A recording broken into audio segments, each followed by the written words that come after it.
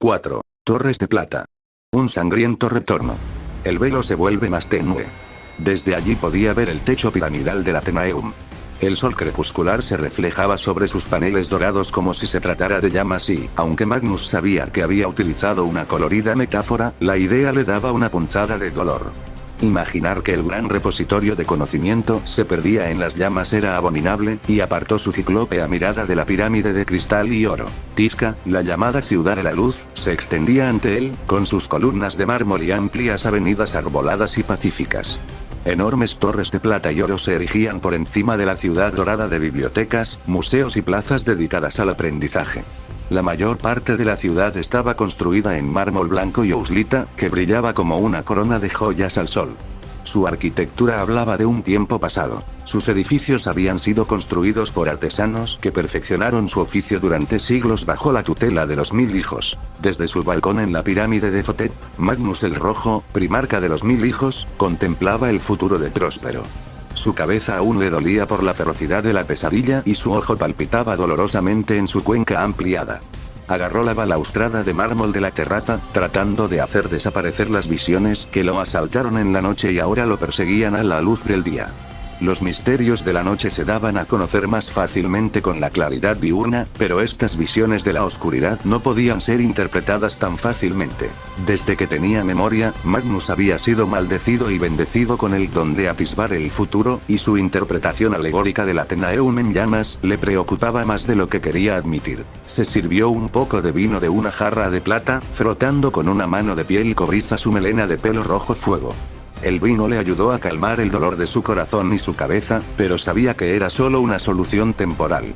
Los acontecimientos estaban en movimiento y, aunque tenía el poder para darles forma y gran parte de lo que había visto era una locura sin sentido, conocía lo suficiente para saber que debía tomar una decisión pronto, antes de que los eventos entraran en una espiral incontrolable. Magnus apartó la vista de Tizca e hizo su camino de regreso al interior de la pirámide, haciendo una pausa al ver su reflejo en los paneles de plata brillante.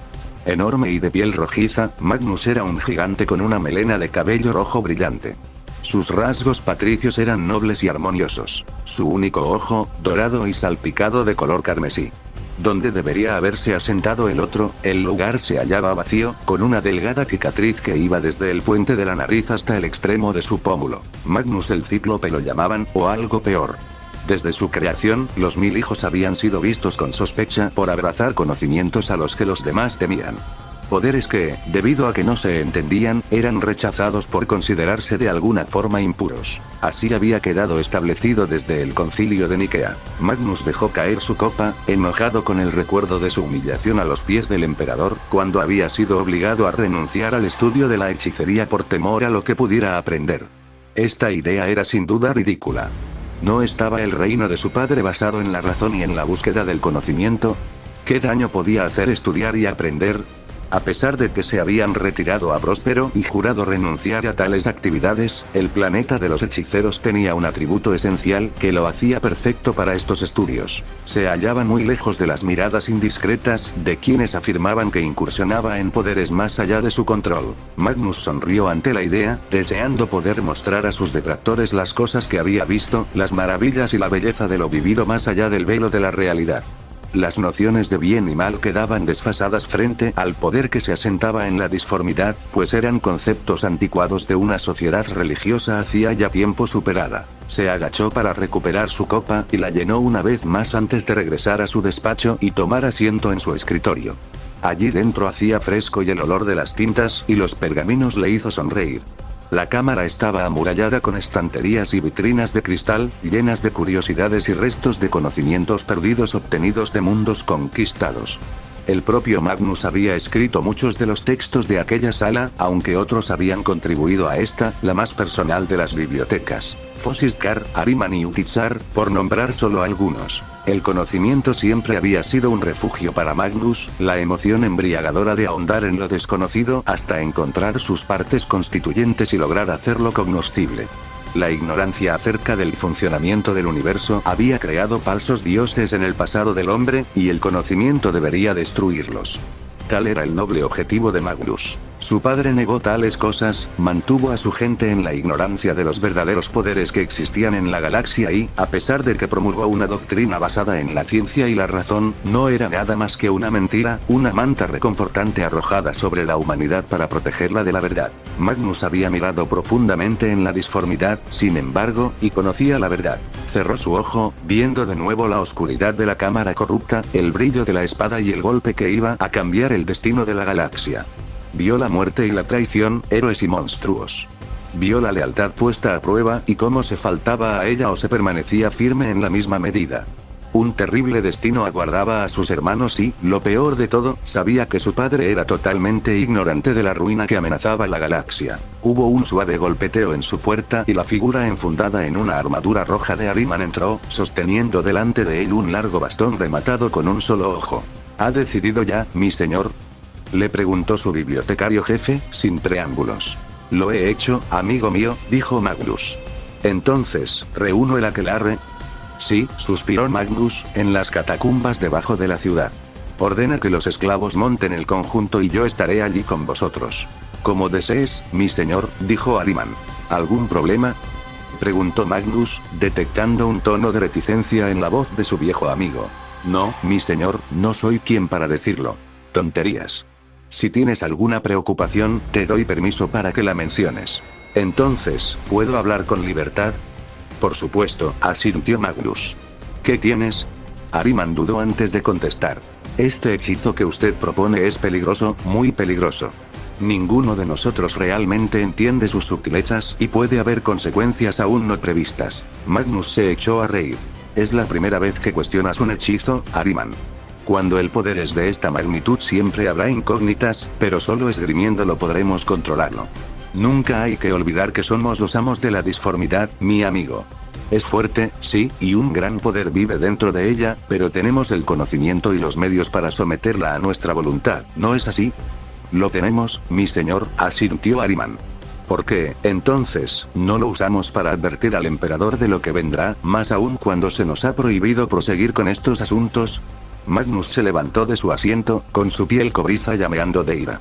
Porque cuando mi padre vea que es nuestra magia la que ha salvado su reino, no podrá negar que lo que hacemos aquí es importante, más aún, vital para la supervivencia del imperio. Ahriman asintió con la cabeza, temeroso de la ira de su primarca, y Magnus suavizó su tono. No hay otra manera, mi amigo. En el palacio del emperador se conjura contra el poder de la disformidad y solo un conjuro de ese poder romperá esas objeciones. Entonces reuniré el aquelarre de inmediato, dijo Ahriman. Sí, reúnelos, pero que esperen mi llegada antes de empezar. Horus aún puede sorprendernos.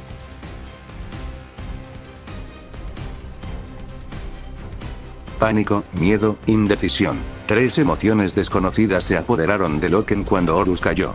El señor de la guerra se estrelló contra el suelo en cámara lenta, chapoteando en el lodo mientras su cuerpo quedaba completamente flácido. Se sucedieron los gritos de alarma, pero la parálisis de la inacción se cebó en los más cercanos al señor de la guerra, como si el tiempo se hubiera desacelerado. Loken se quedó mirando al señor de la guerra en el suelo delante de él, inerte y como muerto, sin poder creer lo que estaba viendo. El resto del Mournival estaba igualmente inmóvil, clavado en el suelo con incredulidad. Se sentía como si el aire se hubiera espesado. Los gritos de temor del exterior eran ecos difusos y distantes, como si se tratara de una holopictografía funcionando demasiado lenta. Solo Petronella Vivar parecía afectada por la inacción que se apoderó de Loken y sus hermanos.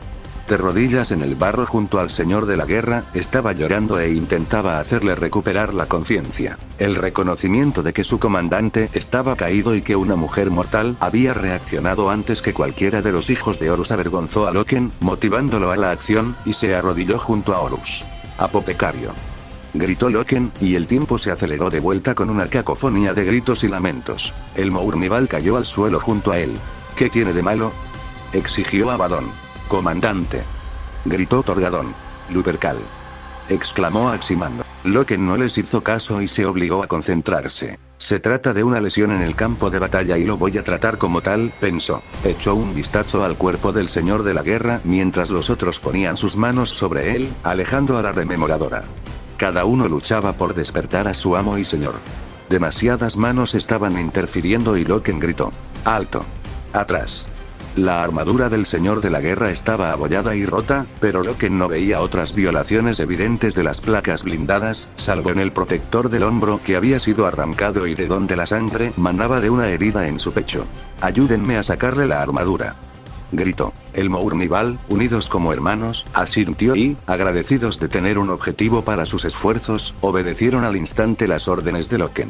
En pocos momentos le habían quitado la coraza, las hombreras y los correajes, dejando su torso al descubierto. Loken le arrancó el casco y lo arrojó a un lado, presionando su oreja contra el pecho del señor de la guerra. Podía oír el corazón de su comandante, golpeando con un redoble mortalmente lento. «Todavía está vivo», exclamó. «Fuera de mi camino», gritó una voz detrás de él, y se volvió para reprender al recién llegado antes de ver el símbolo de la doble hélice del caduceo en las placas de su armadura. Otro apotecario se unió al primero y el Mournival fue empujado sin miramientos a un lado mientras comenzaban a trabajar, con sus siseantes narteciums punzando la carne del señor de la guerra. Loken observaba impotente cómo luchaban para estabilizarlo. Sus ojos se llenaron de lágrimas y miró a su alrededor en vano, buscando algo que hacer, algo que le hiciera sentir que estaba ayudando. No había nada, y sentía ganas de gritar a los cielos por hacerlo tan poderoso y, sin embargo, tan inútil. Abaddon lloraba abiertamente, y ver al primer capitán tan conmocionado hizo que el miedo de Loken por el estado del señor de la guerra se volviera aún más terrible. Aximand miraba a los apotecarios trabajar con un estoicismo sombrío, mientras que Torgadón se mordía el labio inferior y mantenía a la rememoradora fuera del camino. La piel del maestro de guerra estaba cenicienta, con los labios azules y las piernas rígidas, y Loken supo que debían destruir el poder que había derribado a Horus. Se volvió y comenzó a marchar de nuevo hacia la gloria de Terra, determinado a tomar la nave infestada pieza por pieza, si era necesario. «Capitán», lo llamó uno de los apotecarios, un guerrero que Loken conocía como Abaddon. «Necesitamos una Stormbird aquí ahora. Tenemos que llevarlo al espíritu vengativo». Loken se quedó inmóvil, atrapado entre su deseo de venganza y su deber para con el señor de la guerra. «Ahora, capitán», gritó el apotecario, y el hechizo se rompió. Asintió sin decir nada y abrió un canal hacia los capitanes de las Stormbirds, agradecido de tener un propósito en medio de aquel torbellino de confusión. En unos momentos, una de las naves médicas hizo su entrada y Loken observó, fascinado, cómo los apotecarios luchaban por salvar al señor de la guerra. Podía ver, por la naturaleza frenética de sus manipulaciones, que estaban librando una batalla cuesta arriba. En sus narteciums zumbaban las centrifugadoras de sangre en miniatura y le administraban parches de sintepiel para tratar sus heridas. Sus conversaciones pasaban sobre él, pero captó una palabra familiar aquí y allá. Células Laraman ineficaces. Envenenamiento hipóxico. Aximand apareció a su lado y le puso la mano sobre el hombro. «No lo digas, pequeño Horus», advirtió Loken. «No iba a hacerlo, Gabriel», dijo Aximand. «Va a estar bien. No hay nada en este lugar que pueda acabar con el señor de la guerra, ni lo detendrá por mucho tiempo». «¿Cómo lo sabes?», preguntó Loken, con voz quebrada. «Solo lo sé. Tengo fe». «¿Fe?». «Sí», respondió Aximand. «Fe en que el señor de la guerra es demasiado fuerte y demasiado terco para ser humillado por algo como esto. Antes de que te des cuenta, seremos sus perros de guerra una vez más». Loken asintió en el momento en que una corriente de aire descendente, provocada por la Stormbird, le arrebató el aliento. La nave sobrevolaba el lugar, levantando láminas circulares de agua en su descenso. Se desplegaron los patines de aterrizaje y descendió en medio de un chorro de agua fangosa. Antes de que hubiera aterrizado por completo, entre el Mournival y los apotecarios levantaron a Horus. Sin esperar a que la rampa de asalto tocara tierra, corrieron al interior, colocando al señor de la guerra en una de las camillas al mismo tiempo que los chorros de la Stormbird se disparaban para elevarla desde la luna de Davin. La rampa se cerró detrás de ellos y Loken sintió la sacudida de la aeronave cuando el piloto apuntó hacia los cielos. Los apotecarios conectaron al señor de la guerra a las máquinas Medicae, clavando agujas y tubos en sus brazos, y colocaron una mascarilla de oxígeno sobre su boca y nariz. Súbitamente, Loken se dejó caer en uno de los asientos blindados contra el fuselaje y sostuvo su cabeza entre las manos. Frente a él, todos los del Mournival hicieron lo mismo. Decir que Ignace Carcassi no era un hombre feliz era un eufemismo. Su comida estaba fría, Mersadie Oliton se había retrasado y el vino que bebía no era apartamento ni para lubricar los engranajes de un motor. Para colmo, su pluma garabateaba el grueso papel del Bondsman número 7 sin ningún tipo de inspiración. Había optado por evitar el retiro, en parte por el temor de encontrarse con Wenwin otra vez, pero sobre todo porque solo lo deprimía. El vandalismo hacía que la barra presentara un aspecto muy triste y sombrío y, si bien algunos de los rememoradores necesitaban la miseria para inspirar su trabajo, Carcassi no era uno de ellos. En su lugar, se relajó en la subcubierta donde la mayoría de los rememoradores se reunían para sus comidas, pero que estaba vacía durante la mayor parte del día. La soledad le ayudaba a hacer frente a todo lo que había sucedido desde que había desafiado a Euprati que él era acerca de la distribución de los folletos de la Lectitio Divinitatus, aunque ciertamente eso no lo ayudaba a componer poesía. Ella se había arrepentido cuando él la había enfrentado, instándolo a reunirse con ella en una oración al dios emperador ante una especie de santuario improvisado. No puedo, le había dicho. Es ridículo, Euprati, ¿no puedes ver eso? ¿Qué es tan ridículo, Higo? Le respondió ella. Piensa en ello. Hemos emprendido la mayor cruzada conocida por el hombre. Una cruzada. Una guerra motivada por creencias religiosas. No, protestó él, no es eso en absoluto. Hemos ido más allá de la necesidad de la muleta de la religión, Euprati, y no salimos de Terra para dar un paso atrás en esos conceptos religiosos anticuados. Solo disipando las nubes supersticiosas de la religión se descubren la verdad, la razón y la moral. No es superstición creer en un dios, Ignace, dijo Euprati, sosteniendo otro de los folletos de la Lectitio Divinitatus. Mira, lee esto y luego decide. No necesito leerlo, le espetó, lanzando el folleto a la cubierta. Ya sé lo que va a decir y no me interesa. Pero no tienes idea, Ignace. Todo es tan claro para mí ahora. Desde que esa cosa me atacó, me he estado escondiendo. En mi folleto y en mi cabeza. Pero ahora me doy cuenta de que todo lo que tenía que hacer era permitir que la luz del emperador entrara en mi corazón y pudiera ser sanada. Mersadie, yo no tengo nada que ver con esa sanación. Se burló Carcassi. ¿Y todas esas horas que pasamos llorando sobre nuestros hombros? Por supuesto que sí, sonrió Euprati, adelantándose y poniendo sus manos en sus mejillas. Es por eso que quería darte el mensaje y decirte lo que había comprendido.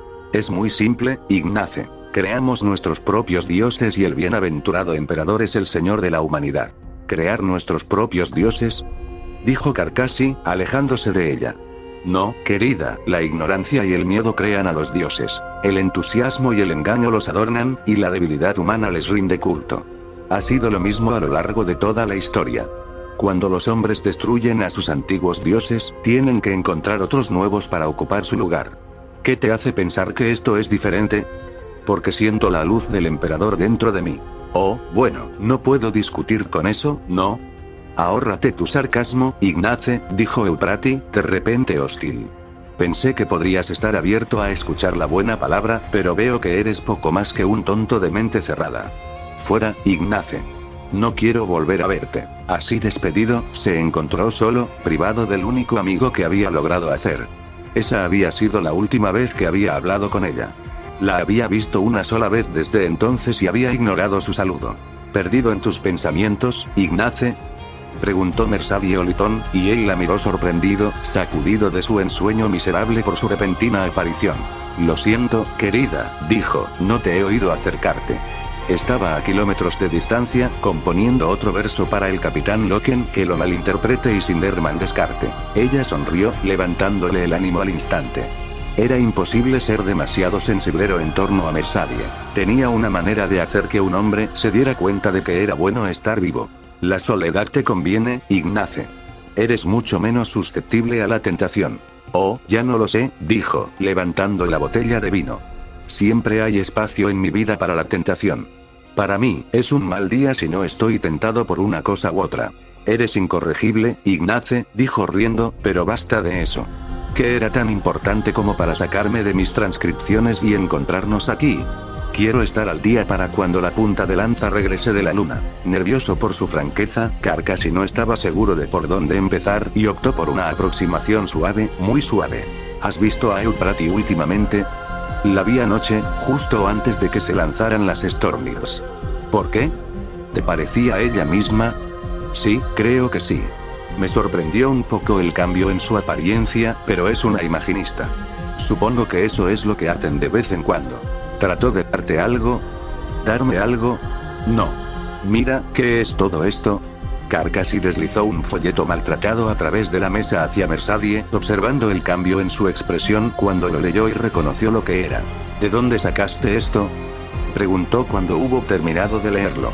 Euprati me lo dio, respondió. Al parecer, quiere difundir la palabra del dios emperador entre nosotros primero, porque la ayudó cuando ella necesitaba ayuda. ¿Dios emperador? ¿Se ha vuelto loca? No lo sé, tal vez, dijo, sirviéndose una copa. Mersadie acercó un vaso y lo llenó también. No creo que fuera solo por su experiencia en las cabezas susurrantes, aunque eso la haya trastornado. Esto es una locura, dijo Mersadie. Podrían revocarle su certificación. ¿Se lo dijiste? Algo así, dijo Karkasi. Traté de razonar con ella, pero ya sabes cómo son los tipos religiosos. Nunca aceptan una opinión disidente. ¿Y? Y nada. Me echó después de eso. Así que lo manejaste con tu tacto habitual, entonces. Tal vez podría haber sido más delicado, admitió Karkasi, pero estaba choqueado por enterarme de que una mujer de su inteligencia pudiera creer en esa tontería. Entonces, ¿qué podemos hacer al respecto? Tú dime. No tengo ni idea. ¿Crees que debemos decirle a alguien lo de Euprati? Mersadie tomó un largo trago de vino y dijo. Creo que tenemos que hacerlo. ¿Tienes idea de a quién? Sinderman, tal vez. Karkasi suspiró. Tuve la sensación de que ibas a sugerirlo. No me gusta el hombre, pero es probablemente la mejor opción en estos días. Si alguien puede hacer entrar en razón a Euprati, ese es un iterador. Mersadie suspiró y se sirvió otro par de bebidas. ¿Quieres emborracharte? Ahora estás hablando mi idioma, dijo Karkasi. Intercambiaron historias y recuerdos de tiempos menos complicados durante una hora, terminando la botella de vino y enviando a un sirviente en busca de más cuando se agotó. Para cuando habían vaciado la mitad de la segunda, ya estaban planeando una gran obra sinfónica basada en sus hallazgos documentales, adornada con sus versos. Rieron y evitaron cualquier mención de Euprati Keller y de cómo iban a traicionarla. Sus pensamientos se disiparon inmediatamente cuando sonaron las campanas de alarma y el corredor comenzó a llenarse de gente corriendo. Al principio ignoraron el ruido, pero a medida que el número de personas crecía más y más, decidieron averiguar qué estaba pasando. Recogieron la botella y los vasos, y ambos se dirigieron con paso inestable hacia la escotilla, donde vieron una escena de caos total. Soldados y civiles, rememoradores y tripulación de la nave se dirigían a las cubiertas de embarque con gran apuro. Vieron rostros surcados de lágrimas y personas acurrucadas llorando, consolándose unas a otras en su miseria compartida. ¿Qué está pasando?, gritó Karkasi, agarrando a un soldado que pasaba. El hombre se volvió hacia él con enojo. Suéltame, viejo tonto. Solo quiero saber qué está pasando, dijo Karkasi, sorprendido por la furia del hombre. ¿No lo has oído?, sollozó el soldado. Lo han anunciado por toda la nave. ¿Qué pasó?, exigió Mersadie. El señor de la guerra. ¿Qué pasa con él? ¿Está bien? El hombre negó con la cabeza. Que el emperador nos guarde, el señor de la guerra ha muerto. La botella resbaló de las manos de Karkasi, destrozándose contra el suelo, y quedó inmediatamente sobrio. ¿El señor de la guerra muerto? Sin duda tenía que haber algún tipo de error. Sin duda Horus estaba más allá de preocupaciones tales como la mortalidad. Se volvió hacia Mersadie y pudo ver que los mismos pensamientos atravesaban su cabeza. El soldado que había detenido se encogió de hombros y corrió por el pasillo, dejando a los dos de pie, horrorizados ante semejante perspectiva.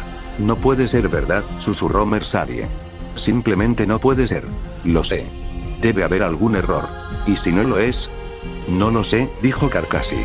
Tenemos que averiguar más. Mersadie asintió y esperó a que recogiera el bondesman antes de unirse a la multitud que corría hacia las cubiertas de embarque. Ninguno de los dos habló durante el trayecto, demasiado ocupados tratando de procesar el impacto de la muerte del señor de la guerra. Karkasi sentía la musa revolverse en su interior con urgencia y trató de no despreciar el hecho de que llegara en un momento tan terrible. Vio el pasillo que conducía a la plataforma de observación junto al puerto de lanzamiento, desde donde las Stormbears podían verse desplegar o regresar. Ella se resistió a su tirón hasta que él le explicó su plan. No hay manera de que nos dejen entrar, dijo Karkasi, sin aliento por el esfuerzo.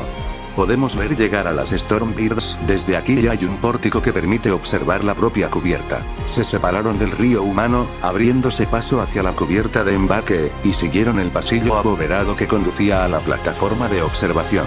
Dentro de la cámara, la pared de cristal blindado mostraba las manchas de luz de las estrellas y los cascos relucientes de los cruceros de mayor alcance que pertenecían al ejército y al Mechanicum.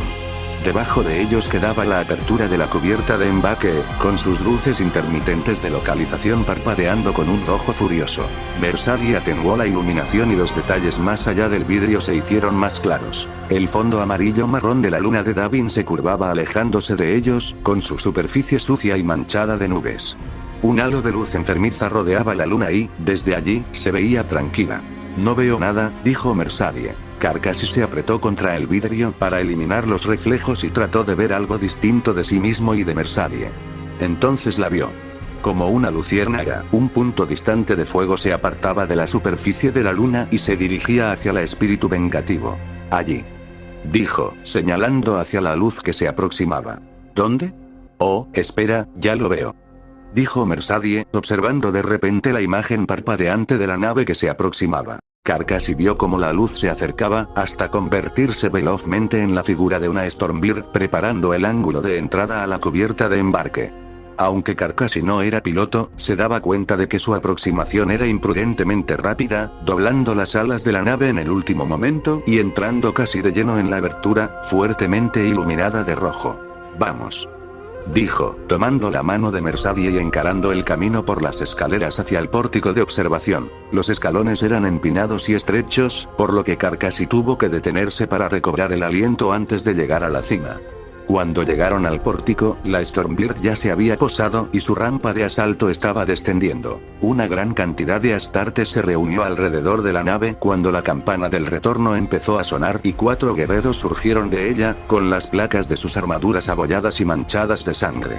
Entre ellos llevaban un cuerpo envuelto en una bandera de la Legión. Carcassi retuvo el aliento en la garganta y sintió que su corazón se volvía de piedra. «El Mournival», dijo Mersadie. «Oh, no». A los 4 guerreros le seguía una enorme camilla sobre la que había un guerrero de talla magnífica, parcialmente cubierto por la armadura. Incluso desde ese lugar, Carcassi podía afirmar que la figura sobre la camilla era el señor de la guerra y, aunque las lágrimas saltaron espontáneamente a sus ojos al ver a un guerrero tan magnífico abatido, se alegró de que el cadáver amortajado no fuera el del comandante. Oyó el parpadeo de Mersadie al tomar imágenes, aunque sabía que no tendría mucho sentido. Tenía los ojos empañados por las lágrimas de manera similar. Detrás de la camilla venía la rememoradora Vivar, con su vestido desgarrado y ensangrentado. El barro manchaba la fina tela, ahora andrajosa, pero Carcassi la apartó de su mente cuando vio a unos guerreros moverse deprisa hacia la camilla. Enfundados en una armadura blanca, rodearon al señor de la guerra mientras era llevado a través de la cubierta de embarque con gran prisa. El corazón de Carcassi dio un salto cuando los reconoció como los apotecarios de la Legión. «¿Todavía está vivo?», dijo. «¿Qué? ¿Cómo lo sabes?».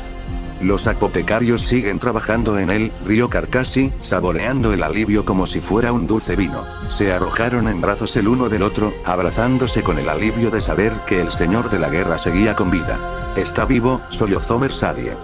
«Yo sabía que no podía pasar. No puede estar muerto».